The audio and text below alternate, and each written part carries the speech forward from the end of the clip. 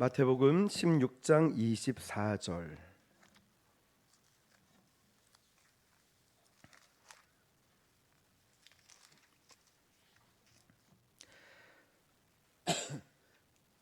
마태복음 16장 24절 한 구절입니다.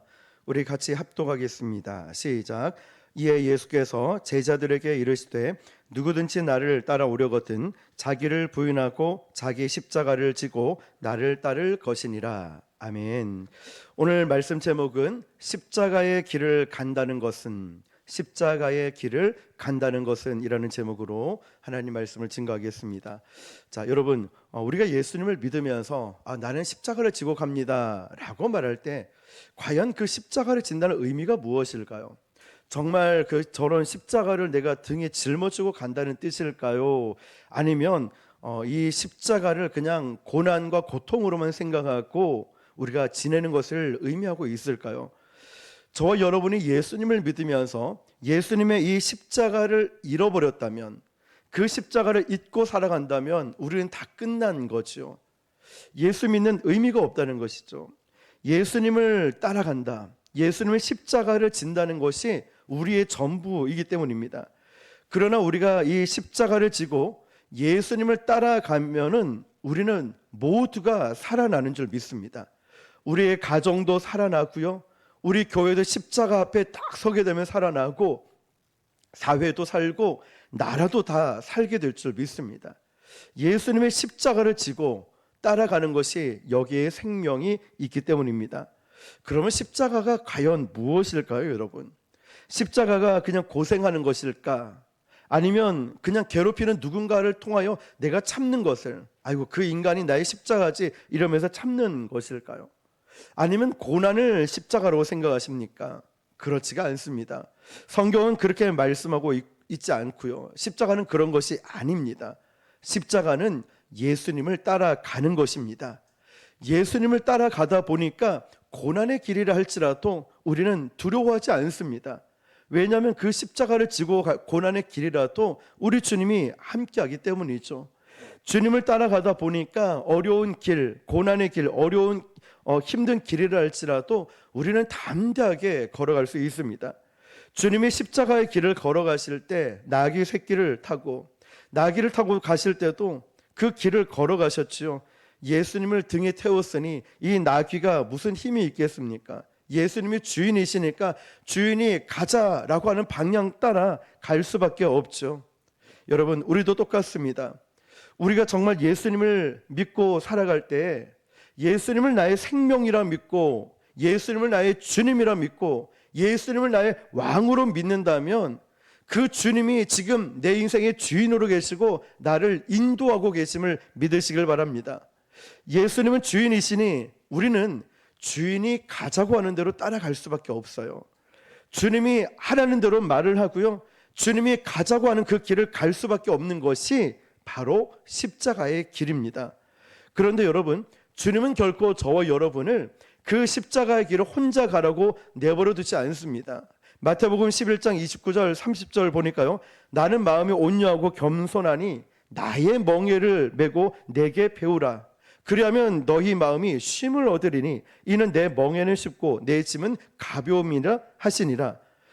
주님은 함께 가자고 말씀하십니다. 마태복음 28장 20절에도 내가 너희에게 분부한 모든 것을 가르쳐 지키게 하라. 볼지어다 내가 세상 끝날까지 너희와 어떻게 하시죠? 항상 함께 있으리라 하시니라. 아멘. 우리 주님은 저와 여러분을 세상 끝까지 가라, 열심히 살아, 복음을 전파해 이래놓고 말씀만 하고 끝내는 것이 아니라 네가 어디로 가든지 내가 항상 너와 함께 있을 것이라고 말씀하셨습니다. 그냥 제자들만 보낸 것이 아니라, 저와 여러분을 보낸 것이 아니라 항상 함께 하신다고 말씀하셨습니다. 우리만 십자가 지는 것이 아니라는 것이죠. 그래서 초점은 예수님을 따라가는 것입니다. 마태복음 16장 24절에도 이에 예수께서 제자들에게 이르시되 나를 따라오려거든 어떻게 따라가죠? 자기를 부인하고 자기 십자가를 지고 나를 따를 것이니라. 아멘. 저는 여러분, 목사가 되고 나서 힘든 부분들이 이런 부분이었습니다. 하고 싶은 건 못하고 하기 싫은 것도 해야 될 때가 있어요. 이 목회자가 되고 또 더군다나 담임 목사가 되고 이러다 보니까 나는 정말 이걸 하고 싶은데 이걸 못해요. 정말 하기 싫은데 할 수밖에 없는 일들이, 이런 일들 때문에 처음에는 많이 힘들더라고요. 하나님을 원망한 적도 있었어요. 하나님, 제가 목사기 때문에 참아야 됩니까?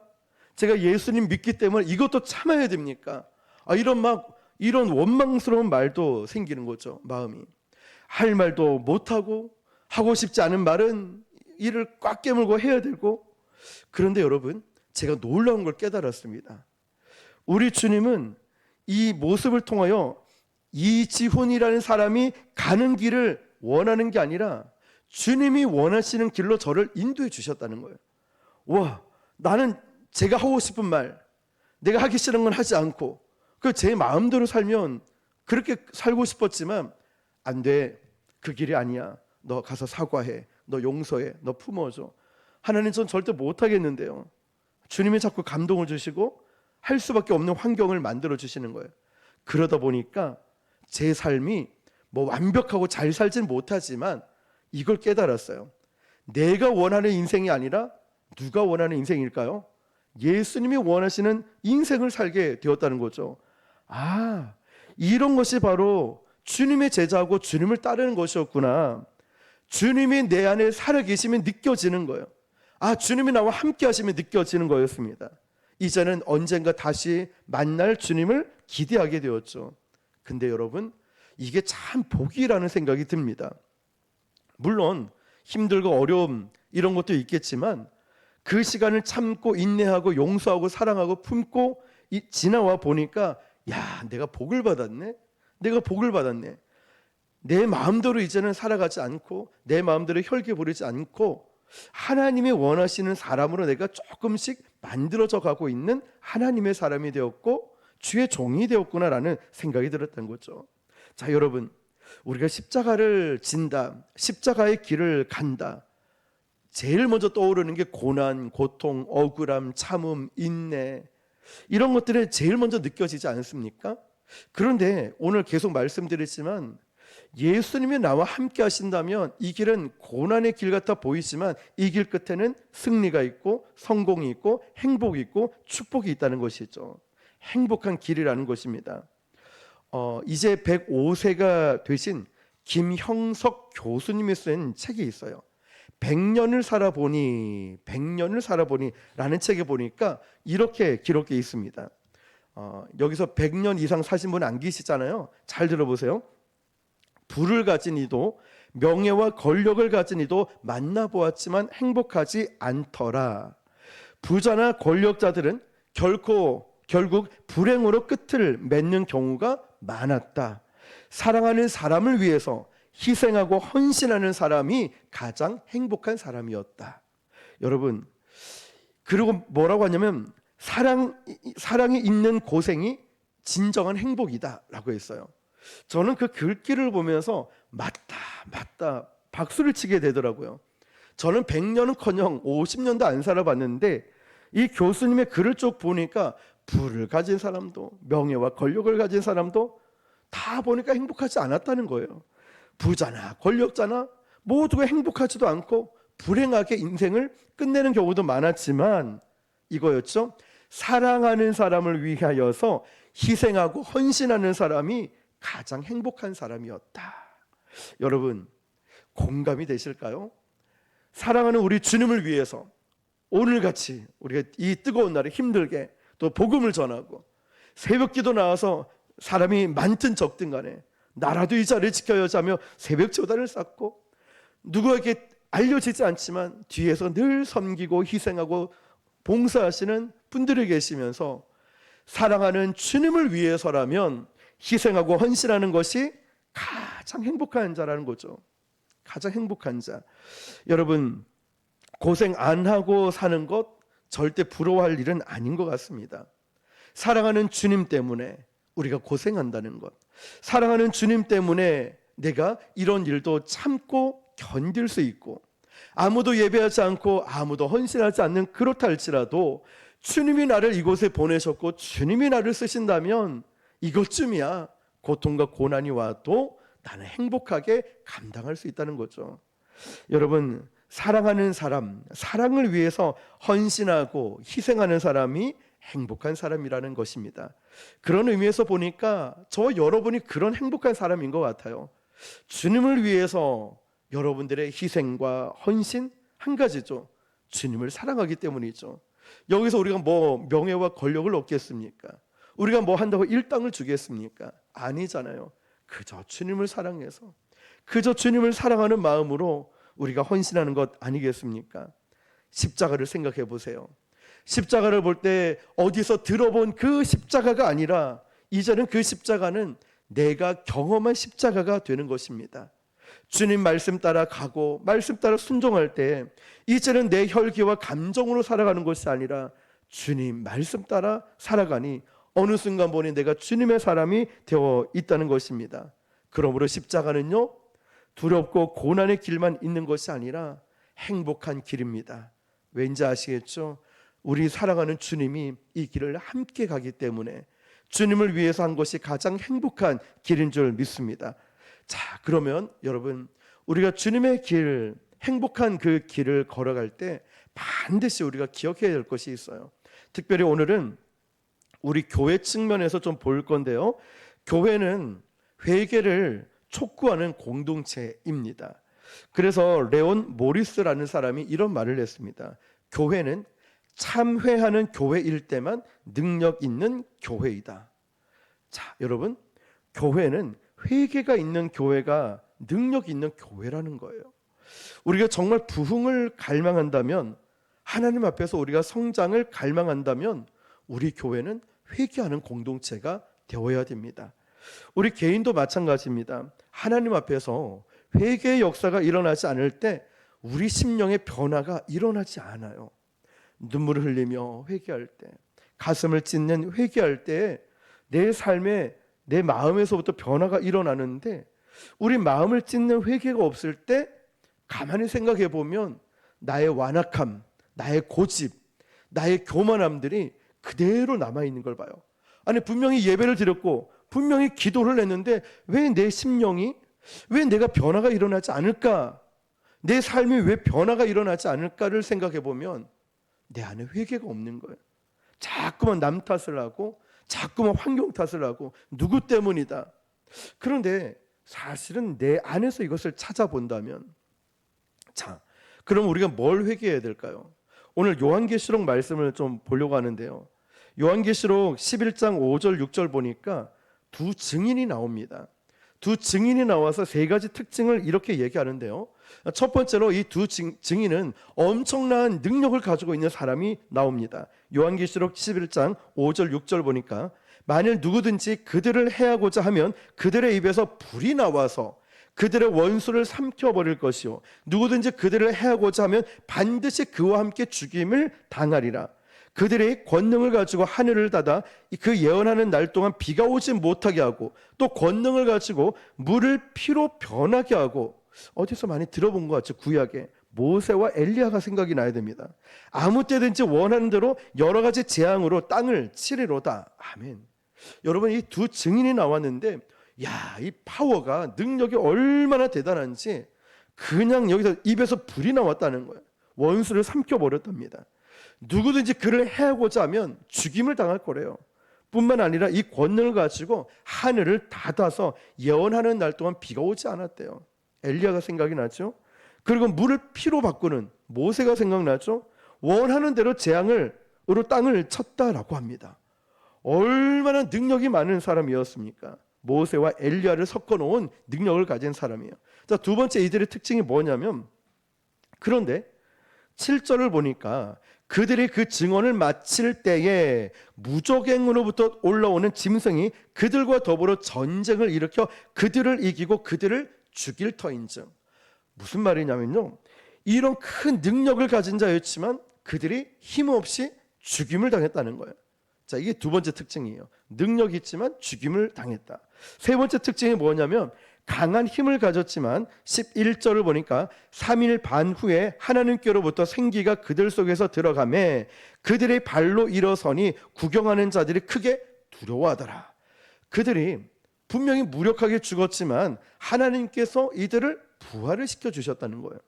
자, 이 세 가지 특징이 있는데 여러분, 중요한 게 뭐냐면 그들의 죽음과 다시 살아남이 무엇을 모델로 하고 있냐면 바로 예수 그리스도 십자가의 모델로 하고 있다는 거예요. 8절을 보니까 그들의 시체가 큰 성 길에 있으리니 그 성은 영적으로 하면 소돔이라고 하고 애굽이라고도 하니 곧 그들이 주께서 십자가에 못 박히신 것이라. 아멘. 자, 여러분, 오늘 이 요한계시록 11장을 우리가 보면서 지금 이 두 증인을 등장을 시켜서 무엇을 보여주고 싶냐면 그들에게 힘이 있어요. 원수를 무찌를 힘이 있다는 거예요. 그리고 사람들을 밟아 죽일 만한 능력이 있었습니다. 그런데 이 두 증인은 강력한 힘과 능력을 갖고 있으면서도 원수를 짓밟고 복수할 수 있는 능력과 힘이 있음에도 불구하고 그 힘을 어디로 쓰고 있냐면 아까 8절 말씀처럼 묵묵히 주님이 걸어갔던 십자가의 길, 죽음의 길을 묵묵히 걸어가는데 자기의 힘을 쓰고 있는 것을 보여주고 있다는 거예요. 자, 힘을 가진 두 증인에 대해서 이야기하고 싶은 것이 아니라 그런 할 수 있는 힘, 원수를 제압할 수 있고 죽일 수 있고 놀라운 능력을 행할 수 있는 힘을 가지고 있음에도 불구하고 그 힘을 함부로 남용하지 않고 오용하지 않고 휘두르지 않고 그들은 조용히 십자가의 길을 걸어갔다는 거예요. 이 말씀을 요한계시록 11장에서는 하고 있는 것입니다. 그럼 우리가 이 말씀을 보면서 어떻게 적용을 해야 되냐면 야, 저 두 증인이 능력이 있더라, 파워가 있더라, 은사가 있더라, 하나님 저에게도 이 은사와 능력을 주십시오, 이것이 아니라 우리는 그것을 여러분마다 잘할 수 있는 어떤 능력이 있을 거예요. 실력이 있을 거예요. 그럼 능력을 가지고 우리가 어떻게 사용해야 될 것인가? 우리가 이 힘이 있으면 가끔 어긋나는 일들이 있죠. 정말 이 힘을 가지고 남을 군림하는데 때로는 어떤 분열을 일으키는데 그 지식과 힘을 사용하는 경우들이 있습니다. 그런데 여러분, 이 말씀을 보면서 우리가 깨닫고 회개가 일어나야 되는 것입니다. 한국 교회는 이 두 증인이 걸어가고 추구하고 있는 일들을 행하지 않고 한국 교회의 살아온 배경들을 보면은, 걸어온 길을 보면 오히려 이런 힘을 가지고 그 힘을 가지고 엉뚱한 데 쓰는 일들이 있어요. 뭘 검색하다 보니 마산의 창원에 어떤 제일 큰, 그 교단에서 제일 큰 교회가 그 목사님이 20억을 횡령을 해버린 거예요. 뉴스에 나오는 거예요. 도대체 이 교회가 어떤 곳인가 봤더니 마산에 있는 어떤 교회더라고요. 그러면서 교회 앞에서 시위를 벌이고 그 피켓을 보니까 너무 민망한 거예요. 그 목사님이 도대체 어디에 20억을 썼는지, 그 힘을 가지고 도대체 어디에 쓰고 있나. 목사님들마다 다 큰 교회를 원하죠. 우리도 뭐 큰 교회 부흥하길 원하듯이. 그러나 이 교회가 커져서 하나님의 은혜 가운데 교회가 커지면 변질되는 일들이 일어나잖아요. 목이 뻣뻣하게 굳어서 마치 어떤 대기업의 회장님처럼 막 목사님들이 움직이고, 그 예전에 어떤 그 방송을 할 때 함께 패널로 참여한 청년이 있었어요. 그 청년이 어떤 큰 교회 다니는데, 목사님, 우리 교회는요 담임 목사님 전용 엘리베이터가 따로 있어요. 깜짝 놀랐어요. 담임 목사님만 타는 엘리베이터가 있대요, 그 교회는. 그리고 작은 교회는 또 어떨까요? 피해 의식에 늘 있어가지고 연합이 되지 않고 저 교회 때문에 그래, 저 사람 때문에 그래. 그러니까 그 작은 교회도 힘을 막 원한다는 거죠. 아무도 나를 못 건드릴 만한 힘을 가지고. 그런 힘이 우리에게 있을 때 여러분에게 은사가 있을 수 있고요, 물질이 될 수 있고, 시간이 될 수 있고, 학벌이 될 수 있고요, 가정 환경이 될 수 있어요. 그 힘이 여러분에게 주어졌을 때 나는 어디에 쓰고 있을까? 어떤 사람은 내가 얼마나 유능한지 알아? 내가 얼마나 대단한 사람인지 알아? 나한테 까불지 마. 나한테 까불면 안 돼. 각자마다 추구하는 아마 힘이 있을 것입니다. 그런데 하나님은 오늘 저와 여러분에게 요한계시록 11장에 나오는 두 증인을 보면서 무엇을 알려주길 원하냐면, 너희들이 가지고 있는 이 힘을 가지고 세상을 군림하는 데 쓰지 말고, 자랑하는 데 쓰지 말고, 너희를 드러내는 데 쓰지 말고, 어디에 쓰냐면 예수님의 그 십자가의 죽음의 길, 십자가의 그 길을 가는데 너의 온 힘을 쏟으라는 거예요. 여러분, 여러분이 가진 힘, 여러분이 가진 마음, 그걸 가지고 여러분은 어디에 쓰고 있습니까? 감사하게도 우리 교회 성도님들은 정말 기도에 힘쓰고 전도에 힘쓰고 사랑하기에 힘쓰고 있지 않습니까? 저도 마찬가지예요. 저도 부족함이 많지만 그렇게 살아가려고 발버둥을 칩니다. 주님이 주신 사명 따라 가려고 말이죠. 바로 오늘 이 말씀이 그거예요. 혹여나 여러분에게 주신 하나님의 그 능력, 실력, 때로는 어떤 대단함, 그 힘을 가지고 남을 무너뜨리는 데 쓰는 것이 아니라 십자가의 길을 가기 위한 부단한 애씀과 노력이 필요하다는 거죠. 그래서 사도 바울이 고린도전서 15장 31절에 형제들아, 내가 그리스도 예수와 우리 주 안에서 가진 바 너희에 대한 나의 자랑을 두고 단언하노니 나는 날마다 뭐 한다 했죠? 죽노라. 나는 날마다 죽노라. 여러분 죽고 계십니까? 정말 주님의 십자가 앞에서 여러분의 혈기와 인간적 생각들이 나는 날마다 죽고 있습니까? 기독교는 죽는 종교입니다. 기독교는 힘을 모아가지고 힘을 과시하고 숫자를 과시하고 건물을 과시하는 것이 아니라, 내가 가진 직분을 과시하고 물질을 과시하고 휘두르는 종교가 아니라 주님이 주신 은혜로 죽는 종교입니다. 주님, 저는 날마다 죽습니다. 나는 날마다 죽습니다. 나의 고집을 꺾고 묵묵히 용납하고 살아내는 종교가 십자가, 기독교라는 거죠. 그리고 여러분, 우리가 이 십자가의 길, 내 자아가 죽고 내가 막 살아나는 거예요. 혈기하고 막 감정이 막 일어나죠. 그때마다 또 죽은 거예요. 또 죽는 거예요. 인간적인 혈기, 인간적 생각들이, 방법들이 막 나오죠. 기도하지 않고 죽는 거예요. 계속 죽는 거예요. 나는 날마다 죽노라.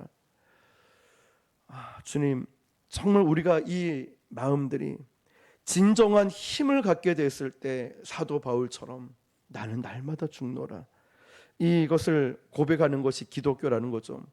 오늘 우리는 두 가지를 살펴보고 있습니다. 여러분, 정말 두 번째가 이 말씀처럼 요한계시록 6장부터 16장까지 악한 자들에 대하여 엄청난 심판에 대한 경고가 요한계시록에 나타나는데, 말씀을 쭉 보다 보니 이런 게 있어요. 눈 하나 깜짝하지 않는 사람이 있어요. 회개하지 않아요. 절대로 회개하지 않아요. 아무리 이 무시무시한 이런 마지막 종말을 보여줘도 그들은 눈 하나 깜짝하지 않고 회개하지 않아요.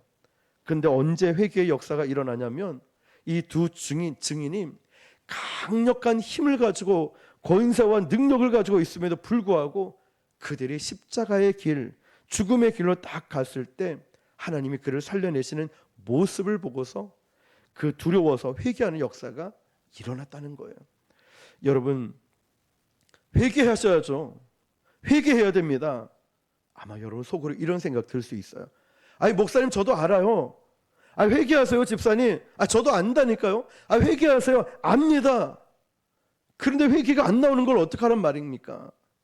근데 여러분, 조금만 이 말씀을 깊이 보면 누군가가 한 사람이 전심으로 회개하는 삶을 살아내는 모습을 보니, 나도 저분처럼 회개해야 되겠구나.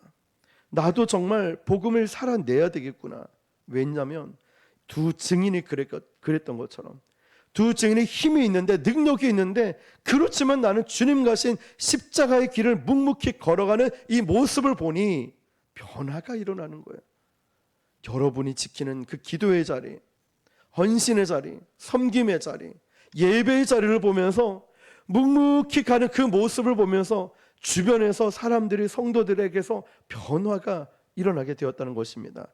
사랑하는 성도 여러분, 오늘 우리가 어떤 이 십자가의 길을 걸어간다는 것은 고난만 생각하는 것이 아니라 세상 끝까지 내가 너와 항상 함께 할 것이라는 그 말씀을 기억하며, 우리가 물질이 많고 능력이 많고 이것이 행복이 아니라 주님이 어디로 가든 나와 함께 하신다는 그 사랑 때문에 내가 헌신하고 희생할 수 있다는 것이 가장 큰 행복이고, 우리는 지금 그 길을 가고 있는 것입니다. 그렇지만 우리 자신을 돌아보면서 내가 회개해야지, 알고만 끝나는 것이 아니라 저부터 회개하고 여러분들이 회개하고 그 회개하는 삶이 나타날 때 우리를 통하여 또 다른 영혼들이, 또 다른 옆에 교회들이 살아나게 될 줄 믿습니다. 우리가 이 찬양하고 예배 드리는 숫자는 많지 않지만 이 소리가 온 천천에 들린대요. 오늘도 전도하면서 만난 분이 그런 이야기들 해요. 그 교회, 요 아파트 사시는 분도 만나고요, 다양한 분들을 만났어요. 사모가 신학교 가 있잖아요. 그 금요일에 예배 없는 교회들이, 목사님들이나 성도들이 지나가면서 우리 교회를 이제 아니까 현수막 봤다 이러면서 그 교회 참 뜨겁더라고. 그 교회 참 뜨겁더라고. 맞습니다. 우리 교회 뜨거워요.